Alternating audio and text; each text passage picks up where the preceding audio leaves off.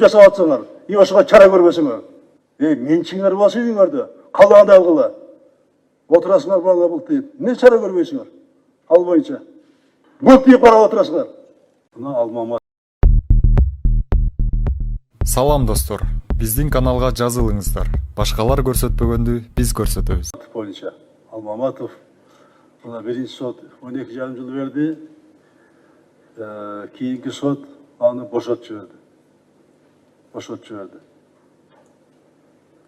Бұл эми ушундай резонанс иш болду. Коомчулук баары ыраазы болду. Мен ушул нерсени мал салма кайгаттан уктум да. Бул не деген шеремендечилик? Бул кандай болду? Буну кармаш үчүн, бул коррупционерди токтотуш үчүн, ошол схеманы жоюш үчүн, ошо антикоррупциялык кызматтын кызматкерлери билесиз канча айлап иштеди? Канча айлап иштеди? Түнүгүн жүрүштү, карашты.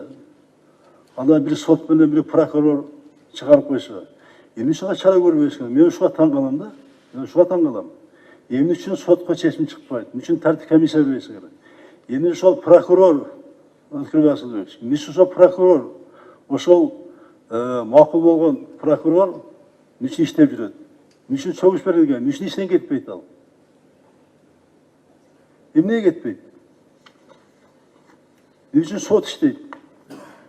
Мага ошого жооп берилечи. Мына буну эл да күтүп атат. Бир нерсе гана бар. Ал ошол прокурор жасаган жок. Анын үстүнө бирөө айтты. Ошон үчүн кетире албайт атат ал прокурорду. Айтып коет деп коркконунан. Аны силер да кетире албай атасыңар. Ылкырбек Асылбекович. Сот элдин баары аны кармаса, пара менен кармап атат. Дәлил 100% болуп турса, канча чыгарат сот? Эмне үчүн чара көрүлбөйт ага?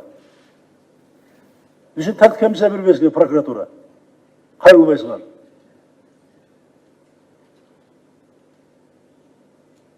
Эч нерсе болбогондой мына жүрөсүңөр. Бул эми бир эле сот системасы эмес, бул бир эле прокуратура эмес. Мага сөз деп атпайбы? Мен жасагандай болуп атпайбы буну? Мен тапшырып бергенде болуп атпайбы? Силер отурасыңар былтыйып бардыңар тең. Мына ушинтип мамлекеттик органдардын, мамлекеттик бийликке ишенич кетет, элдин ишеничи. Коомдун ишеничи кетет. Өрүнүп туруп жасап атсаңар, ошого чара көрбөсөңөр. Эмне акмарчылык бул? Өзүңөр аласыңар. Генерал прокурор, сот берип аласыңар, ошого чара көрө албай атасыңар, бербей атасыңар. Айтпасам мейли. Мен чоң трибунада айттым филармониядан. Эмне деген шеремендечилик деп. Салтанаттуу мээрекет айттым. Ошондо мен чара көрбөйсүңөр, декабрда айттым. Менчиңер болсо үйүңөрдө, калганда алгыла. Бул мамлекеттик кызмат, мамлекеттик иш, эл берген иш.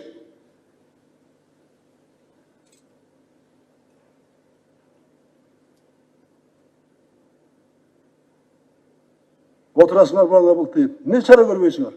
Ал бойынша. Қанды коррупцияны жоясыңар? Ишіңерде коррупцияны жоя албай.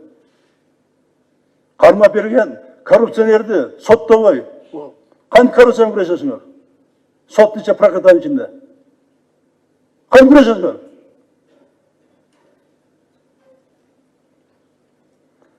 Шунча резонанс иш болду. Шунча ел айтып атат, массалманы каратып атат, жазып атат, жаранды коом кайтып чыгып атат. Жаранды коом жазылып кайрылды. Бул дейп карап отурасыңар. Акыркы 2 жылда Коопсуздук кеңештин жогорку конституциялык кеңешме органынын кеңейтилген курамдагы 3 жыйналышы өткөрдүк. Абалды өзгөртүүгө багытталган бир катар стратегиялык чечимдерди кабыл алдык. Коррупцияга каршы күрөшүүгө күчтүү импульс берип, бул ишти биздин артыкчылыктуу багытыбыз катары белгиледик. Бүгүн Коопсуздук кеңештин жогоруда айтылган 3 жыйналышынын чечимдерин аткаруунун жыйынтыгын карайбыз. 2018 жылдын 8 февралында болуп өткөн 1-чи Коопсуздук кеңеште сот, көзөмөл жана укук коргоо органдарындагы коррупцияга каршы күрөшүү боюнча маселени караганбыз. Кабыл алган чечимибиз сот укуктук реформаларды аяғына шығаруға жана коррупциялық көрініштерді жоюға бағытталған болчу. Азыр бұл чечимдин алкагында коррупция каршы күрөштүн бир катар жакшы жыйынтыктарына жеттик. Бирок иш дагы эле жетишсиз болуп жатат. Аны бардыгыңар билип атасыңар, көрүп атасыңар. Массалык мал каражаттары дагы элдин арасында дагы бул боюнча мына сөздөр болуп жатат.